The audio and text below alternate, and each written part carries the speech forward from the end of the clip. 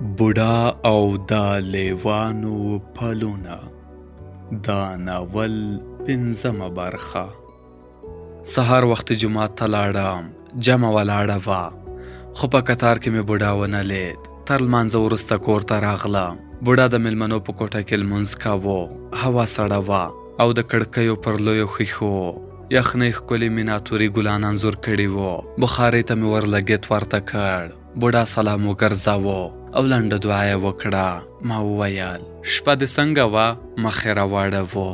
ښه وه، خو لږه تبه مې درلوده.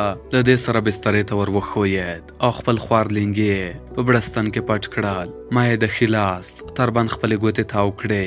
رګ یې په عادي توګه غورځېده. ومې ویل لکه چې اوس ښه یې؟ ځواب یې راکړ هو زویه، خو د شپې کله کله خوله را باندې راتله. ومې خندل خیر، زه به ګولۍ درته راولېږم. کور ته لاړم. شیبه وروسته مې د چای په پتنوس کې 2 ګولۍ هم کېښودې او پتنوس مې د کوچني ورور په لاس د میلمنو کوټې ته ورولېږه. زه په دالان کې له مور سره کېناستم. هغې په دیګي کې پیاز سره کول، ویل چې غوړي او بوره خلاص شوي، څه نوره سودا هم په کار ده. خو ما د لار د بندېدا خبر رامنځته کړه او ومې ویل چې واوره ډېره ده، بازار ته تګ نه کېږي. ښه به دا وي چې دا اوس لپاره دا شیان له کوم ګاونډي نه په پور واخلې. بله چاره نه وه. هغې هم زما خبره ومنله. د چای تر ګرمولو وروسته د خپل تره کره ورغلم. د دوی د میلمنو په کوټه کې زما د تره زوی او د کلي 5-6 ځوانان سره راټول وو او ټیکه یې کوله. ځکه واوره ډېره وه، هېڅوک هم له کوره نه شوای وتلی او ځوانانو به خپل ډېر وخت په قطو او بنډارونو تېراوه. ما ته هم ور راورسېد، خو لا مې قطې په لاس کې نوې سره جوړې کړې چې د تره ټوخی مې واورېد. هغه سپینګری و. قطې د شیطان کار ګاڼه او بد یې ورنه راتلل. ځکه مو په بیړه قطې سره ټولې او تر توشکو مو لاندې کړې. تره مې کوټې ته راغی او کېناست. د مسافر پوښتنه یې رانه وکړه. بیا یو بل ځوان ته مخ ور واړاوه. هغه یې ګرم کړ چې جومات ته نه راځي او په لمانځه کې یې خوند نشته. بیا د عبادت د ارزښت په اړه وغږېد. پر یوه لمانځه یې مخ ته جنتونه راته کېښودل او د لمانځه د قضا سزا یې د دوزخ په اور کې 70,000 غوټې یادې کړې. تره مې ملا نه و، خو د فقه، بوستان او ګلستان پاڼې یې کتلې وې او د کلي د جومات د ملا په غیابت کې به په ده پسې قد قامت ویل کېده. دا یو نیم ساعت د جنت او دوزخ پر درجو وغږېد او بیا لاړ. د تره له وتو سره بیرته د قطو میدان سور ونیو، خو ما ډېر ژر لوبه بایلوده او له خونې نه ووتم. د خپل کور د میلمنو د کوټې تر مخ مې ناڅاپه ښۍ پښه وښویده او د شا پر تخته ولوېدم. لومړی مې د ورسۍ د پلې د خلاصېدو غږ او ورپسې مې د کوچني ورور خندا واورېده. سر مې پورته کړ. ورور مې د ورسۍ له پلې سر راایستلی او خوله یې له خندا نه سره ټولېده. د هغه ترڅنګ بوډا هم په یوه سترګه راته کتل. خوله یې ویړه وه، خو د خندا غږ یې نه راته. ولاړ شوم. په جامو پر نښتې واوره مې وڅنډله او کوټې ته ورغلم. ورور مې خندل. بوډا هم وازه خوله نیولې وه او سترګې یې د کوکۍ غوندې ځلېده. ورور مې په خوند وویل لالا، ښه درب دې وخوړ. ما په خندا خپل ښوی بوټونه ملامت کړل. بیا ورمخته شوم. د ورسۍ پله مې وتړله او د بخارۍ ترڅنګ کېناستم. ورور ته مې د چای د راوړلو وویل. هغه له کوټې ووت. بوډا وویل بچایا، کوم کلي ته په منډ نه وې تللی؟ د هغه دې خبرې وپوهولم چې سړی کوم ځانګړی ځای ته د تګ نیت نه لري، بلکې بې هدفه پر جوماتونو ګرځي او خپلې شپې سبا کوي. تر خولې مې ووتل کاکا، یوه پوښتنه درنه وکم؟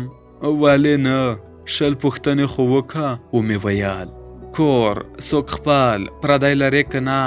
سر یې وځړېد. ما وویل خوا مه بده وه، که دې زړه نه وي څه مه وایه، خو د اوس لپاره دا ځای درته ښه دی.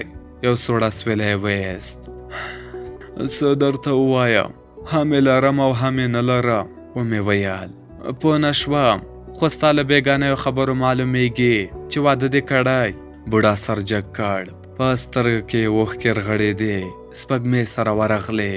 پزه یې پورته کش کړه او شونډې یې وخوځېدې. اهو زویه، هماغه د خدای داد لور مې وکړه. دا یې وویل او بیرته غلی شو. مخکې تر دې چې په خپله خبره غور وکړي، له خولې نه مې ووتل کېدای شي چې د خپل ژوند کیسه راته تېره کې. پر شونډې یې یوه ترخه مسکا وغځېده او یې وویل څه ګټه به درته وکړي؟ سپینه خبره مې ورته وکړه. داسې ښکاري چې ډېر غمونه دې تر شا پرېښي دي. غواړم ستا د ژوند په راز پوه شم. بیا یې سر وځړېد. ما وویل خیر ته مجبوره نه یې چې د خپل کور خبرې یو پردي ته وکې. ما وبخه. له دې سره ولاړ شوم خو بډا تر پیسې ونیولم او ری وویل کېنه زویه ته زما د لمسي پر ځای. ما هم پلترې ووهلې او بډا پر خبرو راغی. زما واده د بدۍ واده و، نه ډولو او نه هم ورا، بس د کلي 2-3 سپین سرې ورغلې او د خدای داد لورې را خوندي کړه. ماښام مې د کلي ملا او یو 2 کسه سپین ږیري راوبلل. ډوډۍ مو وخوړه او د نکاح پر وخت مې میره کوټې ته راننوته. سترګې سرې وې او په چغو یې پیغورونه راکول چې د پلار قاتل د یوې مردارې لپاره وباښه. هغې ژړل، سپکې سپورې ویلې او غږ ناوې هم اورېده، ځکه موږ 2 کوټې درلودې چې یوازې یوه دالان یعنې د اور ځای سره بیلې کړې وې او ناوې د کلي له یوې زړې ښځې سره په 2مه کوټه کې ناسته وه. میرې مې هماغسې په ژړا کې پیغورونه راکول، خو زما سر زړېدلی و او هیڅ مې هم نشو ویلی. آخر د کلي یو بوډا مخ پرې ور واړاوه او په خوشکې ورته وویل بس که نور مالک څه ګرام دی، دا د جرګې پرېکړه وه. بیا د کلي ملا په نرم غږ وویل خورې مالک هغه څه وکړل چې د خدای خوښه ده، په بدۍ څه نه جوړېږي. له دې سره میره مې له کوټې ووته، خو د کوټې تر مخ له چوترې نه یې د ژړا غږ راته. د نکاح پر وخت نه د ځوانانو ټوکې ټکالې وې او نه هم د پیغلو د سندرو غږ. بس ما یو سپین ږیری خپل وکیل ونیو او نجلۍ ته هم ملا له دالان نه 3 ځلې ورغږ کړل چې نکاح دې قبوله ده. کله چې نجلۍ څه ونه ویل، ملا پټه خوله اقرار وګاڼه او نکاح وتړل شوه. شېبه وروسته میلمانه له کوټې ووتل او زه یوازې پاتې شوم. بیا د کوټې کوچنۍ دریڅه د لاټین رڼا روښانه کړه او ورسره مې د ګاونډۍ سپین سرې غږ واورېد چې په چوتره کې زما میرې ته د صبر غوښتنه کوله. وروسته رڼا ورو ورو کمزورې کېده او وپوهېدم چې بوډۍ خپل کور ته روانه ده. زه هم ولاړ شوم، د باندې ووتم. میره مې په چتره کې ناسته وه، خو څه یې ونه ویل. د انګړ دروازه مې خلاصه کړه او په توره شپه کې د کاریز د خولې خواته روان شوم. دننه کور ته نږدې وه. کله چې مې په اوبو کې لاسونه ډوب کړل، ستورو ټال وخوړ او ړنګ شول. تر اوداسه وروسته بیرته کور ته راغلم. میره په چوتره کې نه وه او د پیالې له کړپ نه وپوهېدم چې کوټې ته تللې ده. دالان ته ورننوتم. د خپلې کوټې ورته مې لاس ور وغځاوه، خو ګوتې مې په هوا کې سر راټولې شوې او همالته د ور په ځای کې کېناستم. زړه مې دربېده او پر تندې مې خوله راماته وه، ځکه زه په خپل 32 کلن ژوند کې په لومړي ځل یوې نجلۍ ته ورتلم. پوهېدم چې ما له هغې سره شرعي نکاح تړلې وه، خو بیا مې هم له شرمه پښې نه پرې ورتلې. یوه شېبه همداسې غلی ناست وم. بیا مې زړه ته پړی ور واچول او د کوټې دروازه مې خلاصه کړه.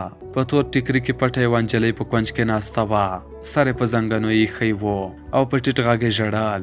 په بیړه مې څادر وار کړ او پر لمانځه ودرېدم. ما تل خپل لمانځه ته پام کاوه، خو دا ځل مې په 9 رکعتونو کې 3 ځلې د سهوې سجدې وکړې. تر دعا وروسته مې مغزی کوږ کړ. نجلۍ د پخوا په څېر ناسته وه او ورو ورو سونګېده. ځان ته مې کاوړ راغی او په لومړي ځل مې له ځانه کرکه وشوه، ځکه ما تر اوسه یوازې د خپلې خوښې په اړه فکر کړی و. زما په زړه کې دا نه و راتېر شوي چې هغه به څومره هیلې او ارمانونه لري. د نجلۍ له زنګانه نه پر زړېدلي لاس د نکریزو د رنګ پر ځای وچ وړه سریښ و او سپینه پښه یې له یوې شلېدلې خیرنې ګلابي رنګې پایڅې نه راوتلې وه. په ټیکري پورې یې د بوسو څو خلي نښتي وو او ما ته داسې ویسېده لکه د کور له کاره یې چې راولاړه کړې وي. د هغې پر تن د ناویتوب هېڅ نښه نه ښکارېده. څو شېبې همداسې په چورت کې ډوب وم. زړه مې نیولی و او د هغې هره سونګېدا زما په زړه کې لارې جوړولې، خو بله چاره نه وه. اوس زه او هغه میړه او ښځه وو او ما باید د هغې اوښکې ورپاکې کړې وای. سل زړونه مې سره یو کړل او ورو مې وویل ژړا مه کوه، ژړا کومه ګټه نه لري، بس نو له خپله قسمته یې وګڼه.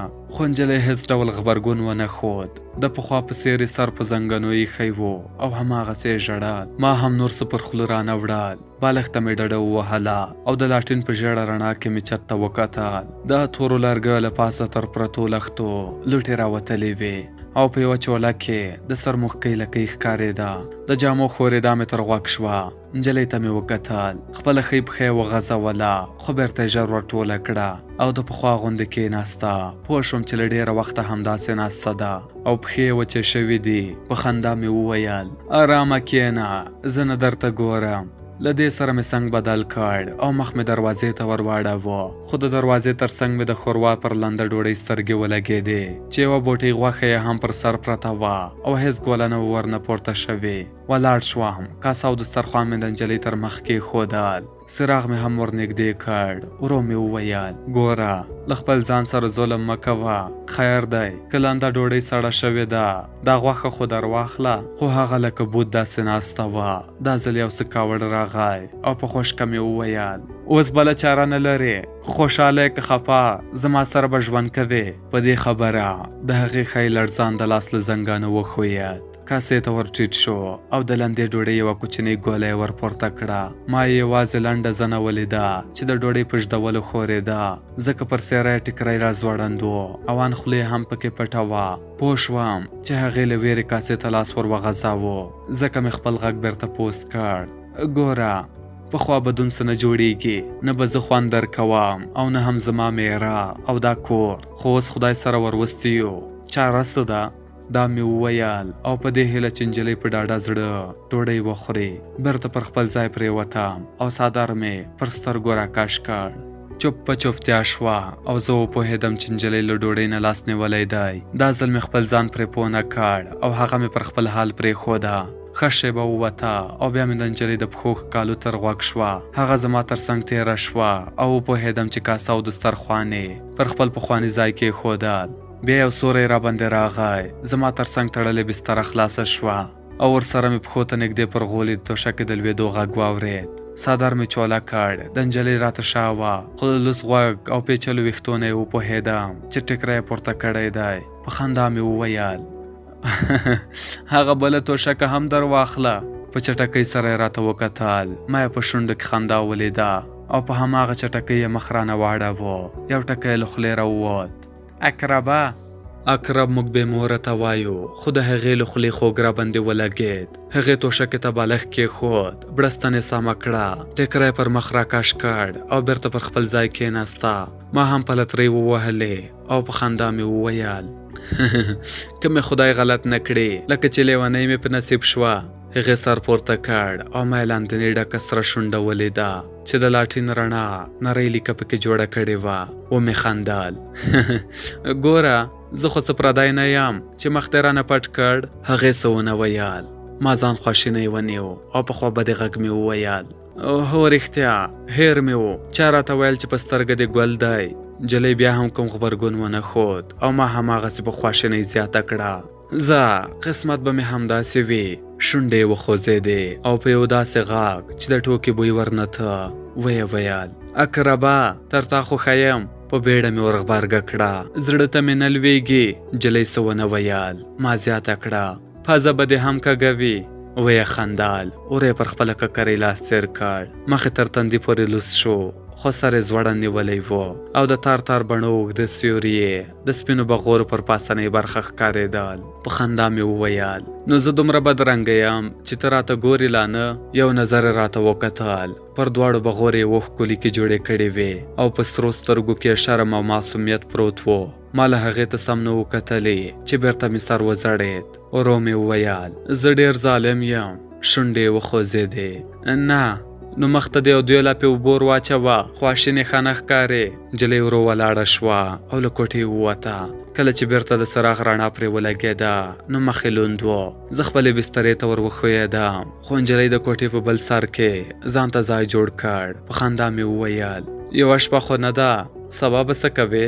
هغې یوازې وخندل او پرته له دې چې ټیکری له سره لرې کړي بړستن یې پر ځان ورکش کړه. ما هم یو څه شېبه د شغالانو انګولا ته غوږ نیولی و. بیا مې د څراغ پلیته ټیټه کړه او په داسې حال کې چې زړه مې دربېده او ټټر مې په خولو لوند و د هغې په بړستن ورننوتم.